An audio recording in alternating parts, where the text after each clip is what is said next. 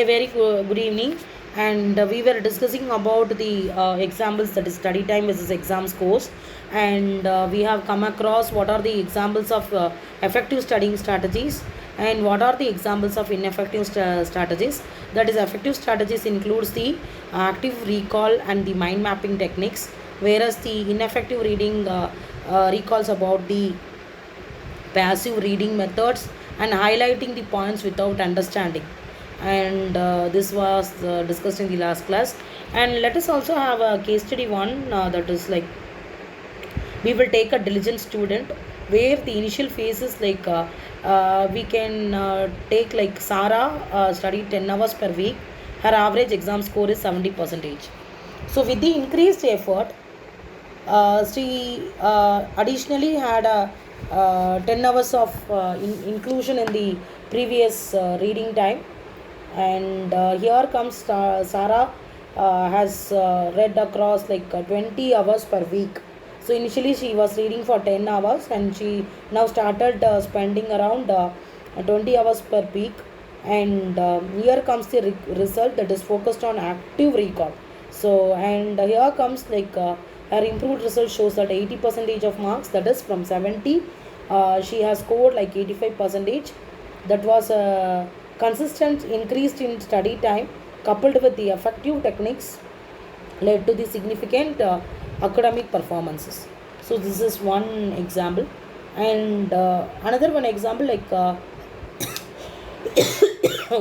sorry, initial study habits, that like another student Mark, who studied for 12 hours per week, he scores like average of 65 percentage.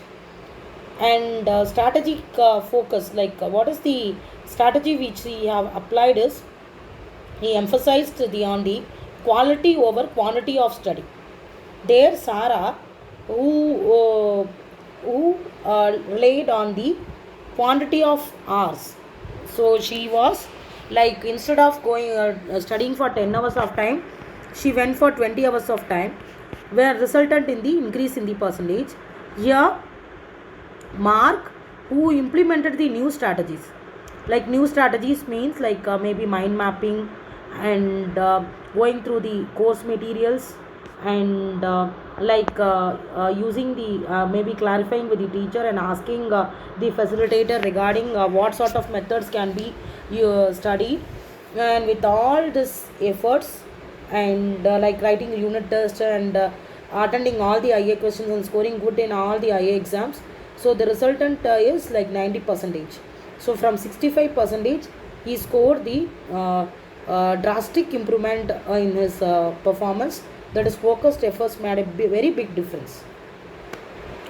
So with that, from the concluding remarks, so optimizing the study habits, that is effective implementing the effective study habits, like boosting the academic performances significantly. Does it has given the significant improvement in the performances, and the continuous improvement, that is the refining the strategies for ongoing success. This is also one of the method of doing the right things. And the quality over quantity, that is like case example one, where Sarah dependent on the quantity of time, where Mark dependent on the quality of strategy which has been implemented. So we have to focus on which is the very effective and efficient learning method depending upon the individual. So if I'm a student, I have to understand, what is the right method for me. And experimentation, so maybe for previous initial stage, maybe I do not know that I may increase my study time, but later I should understand where the quality of work should be implemented, and I have to focus on right strategy. And there comes, I am using the quality of the inputs gathered, that is the listening class, active listening, and attending the class regularly, and giving the writing the submitting the assignments regularly, and doing my seminars and projects, etc., etc. So all this can be have a greater impact and improvement in the new techniques to find the best fit. So here comes the knowledge check. So what is the correlation between the study time and scores, whether it is linear? So strategic identification tells about that are the some effective study strategies, at least name at least three. So here, so correlation, so for sorry, the correlation is it linear? So there is no such things that is linear correlation or multiple correlation, etc. So only when we do the regression analysis, we will go with the linear regression. And strategy identification, that is what are these name at least three. So I can see the active listening and active recall.